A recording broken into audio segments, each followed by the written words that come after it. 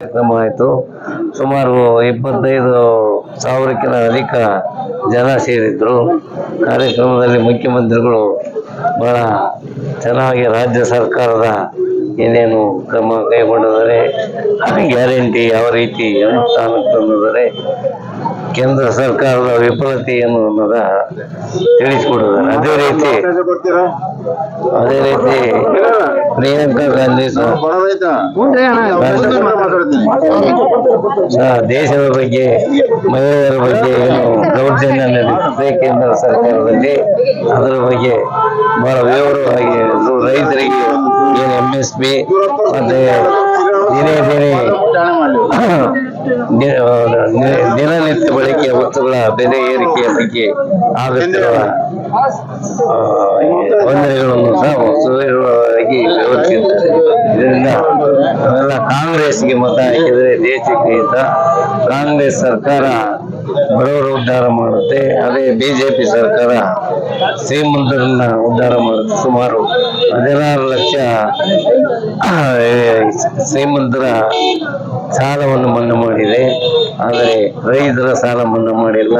ರೈತರು ಬೆಳೆಯುವ ಬೆಳೆಗಳಿಗೆ ಬೆಂಬಲ ಬೆಲೆ ಕೊಟ್ಟಿಲ್ಲ, ಗೊಬ್ಬರ ಕೊಟ್ಟಲ್ಲ. ದಿನನಿತ್ಯದ ಬಳಕೆ ವಸ್ತುಗಳಾದ ಪೆಟ್ರೋಲ್, ಡೀಸೆಲ್, ಗ್ಯಾಸ್ ಇತ್ಯಾದಿಗಳ ಬೆಲೆ ದಿನ 2014ರಿಂದ ಇಂದಿನವರೆಗೂ ದುಪ್ಪಟ್ಟಾಗಿದೆ ಅಂತ ತಿಳಿಸಿದರು. ನಾವೆಲ್ಲ ಈ ಬಾರಿ ಕಾಂಗ್ರೆಸ್ ಅಭ್ಯರ್ಥಿ ಪ್ರಭಾ ಮಲ್ಲಿಕಾರ್ಜುನ್ ಗೆಲ್ಲಿಸ್ತೀವಿ ಅಂತ ನಿರ್ಣಯ ತೆಗೆದು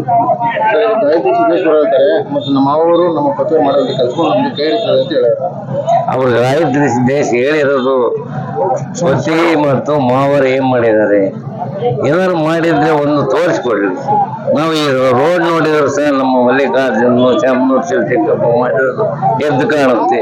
ಕುಡಿಯೋ ನೀರಿಗೆ ಇವತ್ತು ಕುಂದವಾಡ ಕೆರೆ, ಅವರಗೆರೆ ಕೆರೆ, ಆಮೇಲೆ TV ಸ್ಟೇಷನ್ ಕೆರೆ ನೀರಿಲ್ಲದಿದ್ದರೆ ನಾವೆಲ್ಲ ಹೋಗ್ತಿದ್ವಿ. ಒಂದು ಇಂಥ ಕೆಲಸ ಮಾಡಿದ್ದಾರೆ ಅನ್ನೋದು ಅವ್ರು ತೋರಿಸ್ಕೊಡ್ಲಿ. ಗಾಜಿನ ಮನೆ ಮಾಡಿದ್ರು, ಇದು ಏಷ್ಯಾದಲ್ಲಿ 2ನೇ ಬೃಹತ್ವಾದ ಗಾಜಿನ ಮನೆ ಮಾಡಿದ್ದಾರೆ. ಎತ್ತಿನ ಸಂತೆ ಮಾಡಿದ್ದಾರೆ, ಈ ದೇಶದಲ್ಲಿ ಅತ್ಯುತ್ತಮವಾದ ಎತ್ತಿನ ಸಂತೆ ಮಾಡಿದ್ದಾರೆ. ಅನೇಕ ಕಂಪನಿಗಳು ವಿದ್ಯಾಸಂಸ್ಥೆ ಮಾಡಿ ಸುಮಾರು 16,000 ಜನಕ್ಕೆ ಉದ್ಯೋಗ ನೀಡಿದ್ದಾರೆ. ಇವರು ಯಾವ್ದು ಒಂದು ಮಾಡಿದ್ವಿ ನಾವು ಅನ್ನೋದು ತೋರಿಸ್ಲಿ. ಸ್ಮಾರ್ಟ್ ಸಿಟಿ ಯೋಜನೆ ಬಂತು, ಏನಾಗಿದೆ? ಇವ್ರು ಮಾಡಿರೋ ರೋಡ್ಗಳು, ಅಂಡರ್ ಬ್ರಿಡ್ಜ್ ನೋಡ್ರಿ, ಅವೈಜ್ಞಾನಿಕವಾಗಿದೆ. ಒಂದಾದ್ರೂ ಸರಿಯಾಗಿದೆಯಾ? ಈಗ ಅಶೋಕ ರೋಡ್ನಲ್ಲಿ ನೋಡ್ರಿ, ಮತ್ತೆ ಇದು ಅವರಗೆರೆ ಹತ್ರ ಇದ್ದು ಅದನ್ನು ಸರಿಪಡಿಸ್ತಾರೆ. ಈಗ ಶಿರಮನಹಳ್ಳಿ ಹತ್ರ ಆಗಿರೋದು ನೋಡ್ರಿ ಅಂಡರ್ ಬ್ರಿಡ್ಜ್, ಯಾವುದನ್ನು ಸಹ ನೆಟ್ಟ ಮಾಡಿಲ್ಲ. ಇವತ್ತು ಮಲ್ಲಿಕಾರ್ಜುನ ಮಾಡಿರೋ ಕೆಲಸ ಈ ಸಿದ್ದರಾಮಯ್ಯನೂ ಸಹ ಕೇಳಿದ್ರು, ನೀನ್ ಎಲ್ಲಿಂದ ದುಡ್ಡು ತಂದು ಈ ತರ ಮಾಡಿದ್ಯಾ, ನೀನು ಸಿಂಗಾಪುರ್ ಮಾದರಿಯಲ್ಲಿ ಮಾಡಿದ್ಯಾ ಅಂತ ಹೇಳಿ. JR ಷಣ್ಮುಖಪ್ಪ, BC ಬ್ಯಾಂಕ್ ಮಾಜಿ ಅಧ್ಯಕ್ಷರು.